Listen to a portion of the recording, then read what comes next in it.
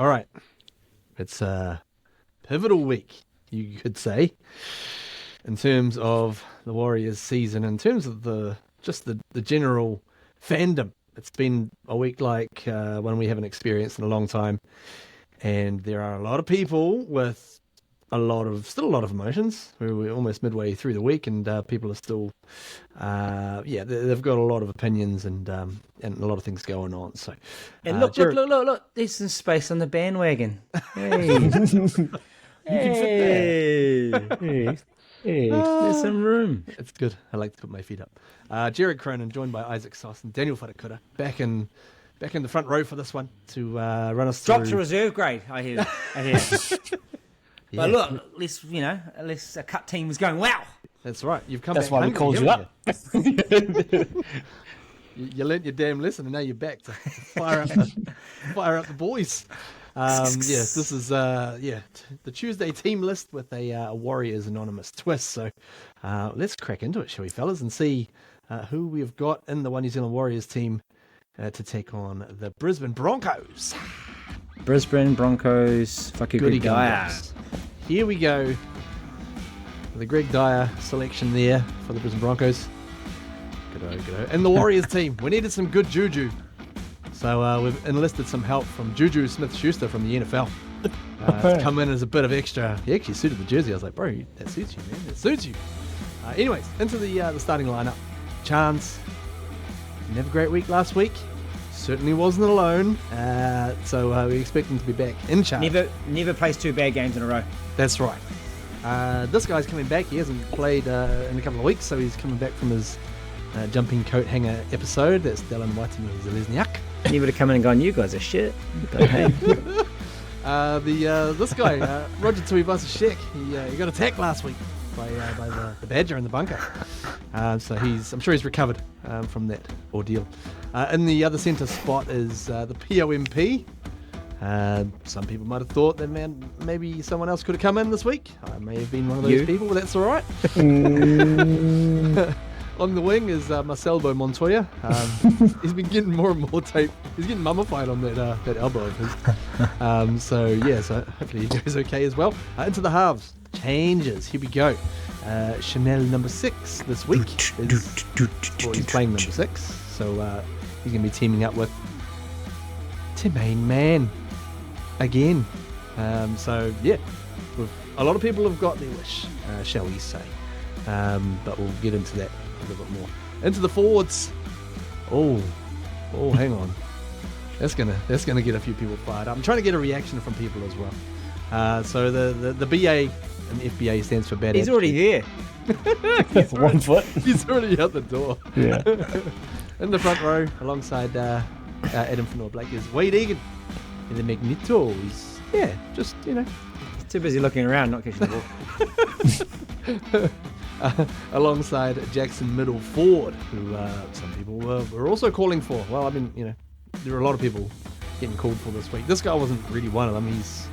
He's been pretty solid on the edge, and he's going to be joined on the other edge with more solidity.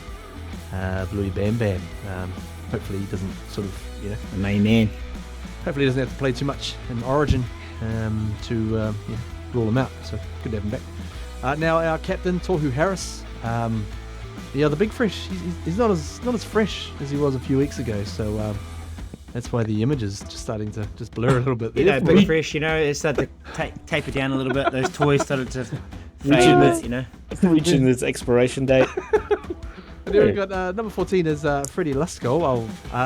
Alongside him on the bench is the Glutes, a man that I worry about his personal health. But tough. Hopefully he's okay to go. Alongside his man, we're getting the band back together again on the bench. That is Sueja Jazz Tevanga. Number 17 is going to be also, backing up from Origin, sort of, from the bench to the bench, Kurt Capewell. So again, hopefully he doesn't get too heavily used on Wednesday night. That is your starting 17. The 18th man is Isaac. Take it away, man. I've got a new one here. Ain't gonna play Tomale. Oh man. Now, boys, Well, first of all, Daniel, you haven't even seen the game from last week, Never going to see and it. you've been taking plenty of advice not to see it. So you've avoided that one, which is great. But bro, what does the team have to do to come back from a 66-6 drubbing? I thought it'd be pretty simple. Oh, pretty simple. Look, yes, there's X's and O's, there's game plans and styles and stuff, but having not watched it and heard all about it and seen the odd snippet here and there of just, poor play, poor fundamentals, they just actually have to fucking tune up. Not just tune up, because look like they turned up in the GC and had a good time and, did their little passing game, and as they do, backs versus forwards, but I can mentally switch on. 66-6 just shows that there was just no fight. Zero fight. And then a bunch of other things obviously cascaded from the back of that. So, look, if that isn't the rocket that a team needs, then I don't know what is. So, so that team, I think we've just coined a bit of a scenario, is that they have shat in the corner and Webby's told them to clean that shit up himself. That's right. He's taken that approach. A lot of Warriors fans, man, they were up in arms, and still are. And it'll be interesting to see what the reaction is to this particular lineup, because a lot of people were going for a lot of changes, and I think that's probably the emotion of it, possibly influencing some things. I know for myself that's definitely been the case. Isaac, one guy who is not there, and I think it was pretty well, maybe expected he wouldn't be there because of injury, and that is Sean Johnson, the man who everyone is pinning the 66-6 on. Bro, what's your thoughts on first of all, his omission, and B, how we're gonna, how that will impact things in the halves? His omission from the team is, had to happen. He's injured. He looked injured in the game. They've confirmed that it's an Achilles injury, which is pretty serious for him, considering his history. I think the time off is going to be good for him. I think he needs. He probably needs more time than most these days to get his body right. And with everything that he's gone through, the issues with his body really do take a toll on him mentally. I can almost sort of see it. And his, the state of his body kind of does explain a lot about what we saw on the weekend. So I'm happy for him to, not because he's injured, but for him to take some time off and maybe just reset the body and the mind, and then hopefully, we can get him back, to the sort of level that we're used to seeing him play when he does come back. I want to see him back in the team when he's fully fit. Whoa, you changed your tune? Yeah, I know. Hey, look, it explains a lot now. The injury, I changed my tune. He's still my favorite all-time player. I thought he might be on his last legs, but injury, yeah, we know his Achilles injury. It's yeah. Having not watched the game, surely you can't pin the loss. I'm not saying you did, but surely people can't just pin the loss purely on Sean Johnson. So many people are. I don't understand it. It's what you want to tackle every single person. I could get it if we went down, 30-14 and had plenty of ball and just couldn't ice the game, or just didn't put ourselves in a position. But from all the stats, everything, we didn't have good ball in good area, and we couldn't complete, and we missed 1,000 tackles. Yeah, but let's say the playing injured part, man. We knew that. We'd known he's had this chronic issue for a while. I was just a bit surprised actually that they didn't take the chance to just extend his time on the sideline while the pec was being recovered, and the fact that the team was going okay. That Tamaiti had it as well. So maybe in hindsight, we could have kept him out till to the Broncos game or the bye, and maybe perhaps it might have been a wise move. But hey, I'm with you. Give him some time back. I've got a feeling he will add some value at the end of the season. Yeah. And I mean, it could, from what they're saying 4 weeks, potentially more. When they start saying that, in my head, I'm starting to think it's probably going to be more. And especially with Sean and with his age and everything considered, I'll probably be a bit worried if it isn't more, shall we say. Just to try and see if we can get him back to, a higher percentage of being right, whatever that is at this point. Isaac, there was, let's see, a number of issues in the team. Obviously, we're going to be welcoming back a couple of guys from State of Origin. How much of a boost do you think Mitch Barnett and Kurt Cape will provide? I reckon they'll provide a massive boost. They're pretty much the tonic that we need. They're going to be playing on the big stage. Well, hopefully, at least one of them will, which is likely capable. But Not too much. yeah, not too much. But that level of experience, and I hate to say it, the Australian attitude to the way they play rugby league and their professionalism too that they'll bring to the team. We need that in spades at the moment. We need a ton of it. So to get those two back is massive for us, and what's going to be a really clutch game, right? Yeah, it's a big one, and I think there is. I feel like this game is. I mean, there's always the importance as a team, but I think for the fans especially what's happened last week. For fans. There you go. Yeah, Daniel, what do you think? In terms of trying to quell the dissent amongst the bandwagon, bro. How important do you think this match is against the Broncos? Oh, it's hugely important. Like, it's the Broncos, so we just have this history with the Broncos, right? Fuck you, Greg Dyer. Like, it's always been the number one team as a Warriors supporter that I've always wanted to beat. Always, hands down, ever since that first game in '95. Yep. Right? And there's the classic battles and the ding-dong battles we've had for many, many, many, many years. So there's that part. There is obviously, pivotal part of the season as well. We don't have many more we can drop, if any, really.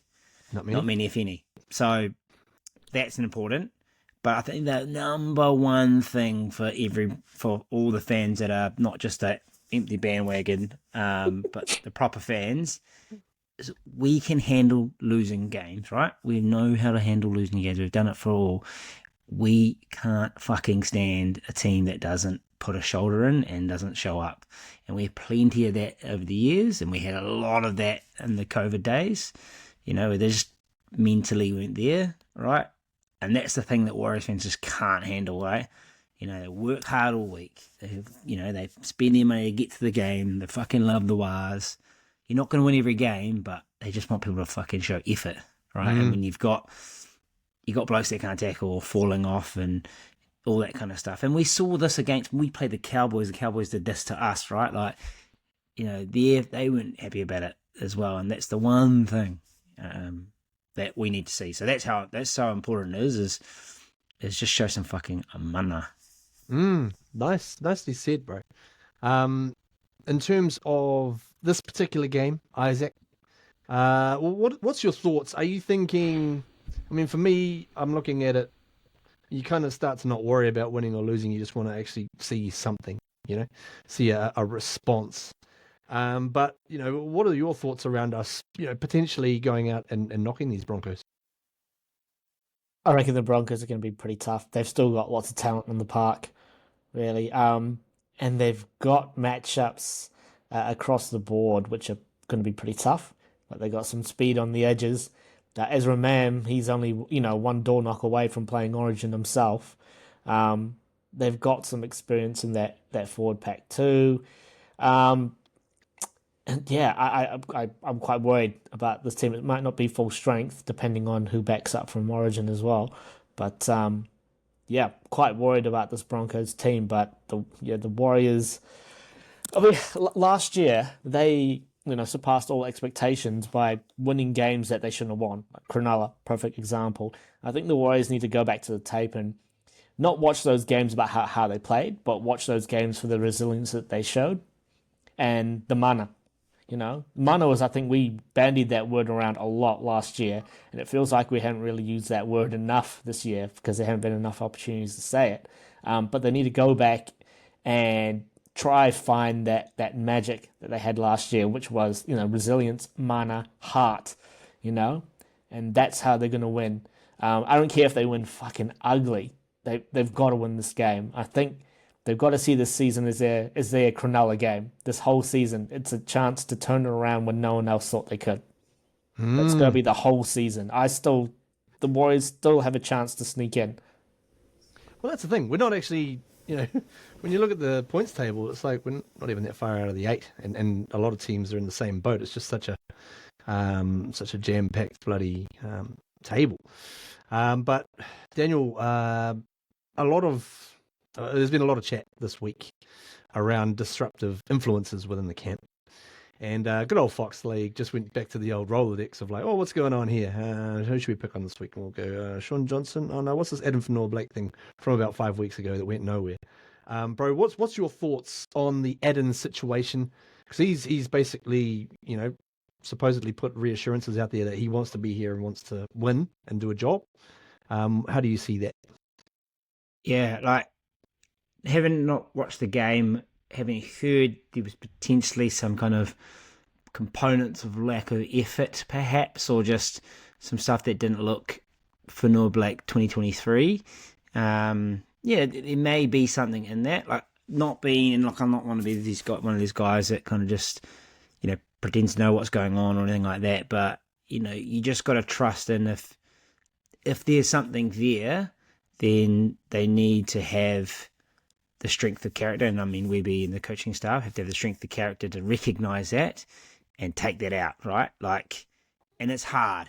And people do this in business. You have your highest performer, your best paid person, in sales, you have your biggest biller, whatever it is, but they can be the most toxic, and there can be something that kind of infiltrates the others. And yes, their level on their day can be the best, and you just, he can be, he's regarded as one of the top 3 props in the game on form.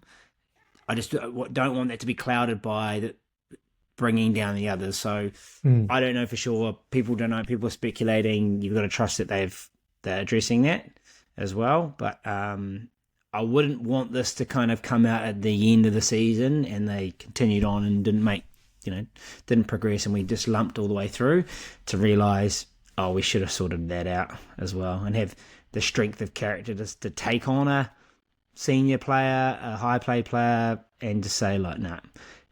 And the blueprinters, I suppose he was in and around there, but even in that Penrith and that Dolphins game, we put some trust into some other players that might not have as much upside, but they gave 100%, and if someone's giving 70%, there's a difference here. So, yeah, it's hard to say, but only the Warriors, and good on them, only the Warriors know whether they're making the right decision or not. Trust the process. That's what I'm hearing. Bro. Isaac, bro, a quick score and result prediction from you. Warriors versus Broncos coming up on Saturday afternoon. Should I go positive or should I go negative? Should I go, devil or angel on my shoulder? I'm going to swing positive way, depending on what the weather's like as well this Saturday. I'm going to go 2016 to the Wires. Okay. I'm going to positive, angel on my shoulder. Yep. Yeah, okay. Gritty win. Daniel, what's your prediction as I just look up the Auckland weather forecast? I believe this is going to be a statement victory for the Warriors. Ooh. This team isn't like the teams of the past. Webby isn't a coach of the Browns and the Coonies, right? Like, yes, there's a blip. Yes, they were embarrassed, had their pants pulled down last week. They shat in the corner. They got to clean it up. All those metaphors, but this is a fucking good team, man. Like, and we've got some key players back, and they'll be hurting. And it just happens in the league. Like the Titans lost to the Tigers the week before. Regarded as the worst team in the comp. Now they've come up. The Rabbits they were on the worst run ever. They've come up. It's the cycles in the league, right? And we're just, we had a blip. We had a massive blip, but we're back, baby. Get behind us. We'll get there. 24-12. That may be one of the best speeches of the year. We just need to clip that up, chuck some inspirational music behind it, and Any given Saturday. Clip it up and then put it next to the result. 54-0. Yeah. Broncos. Yeah. How'd it work out? Yeah, we got smashed. Okay. Would they come out dead last night? Yeah, it's good. Yeah, did good though. Yeah. You did good though. So, weather forecast. Up through Friday is dry. Saturday, a couple of showers. Mm-hmm. So there's a couple of showers here, a couple of showers for a couple of hours. And around game time, supposedly dry again. So, a few showers, they reckon, around the middle of the day. I don't know how accurate this Google forecast is, but it could be okay. It could be all right. I'm gonna think positively and say it'll be, not as much of a factor as it has been at other times. But boys, this has been a good Teamsday, full of wonderful metaphors and also inspirational speeches, as well as our absolute garbage that we also like to talk. But it's been a pleasure bringing this one to you, the Teamsday list with our Warriors Anonymous twist, Jared Cronin, Isaac Sauce, Daniel Whatakura, also on behalf of Monita Sauce, who got dropped for this episode. So we've got accountability going on here, fellas. So we're accountable. Maybe scheduling as well, perhaps. Maybe. No, but we'll catch you next time, and also we'll see how we get on, see what kind of response we get. There was no up the wires in the podcast. I didn't give them. I didn't give them a sign off. I didn't give them a sign off. I don't think they. Yeah, I think they were undeserving, but I'm starting to feel a little bit fired up again, boys. So feeling my lines. I think we're gonna.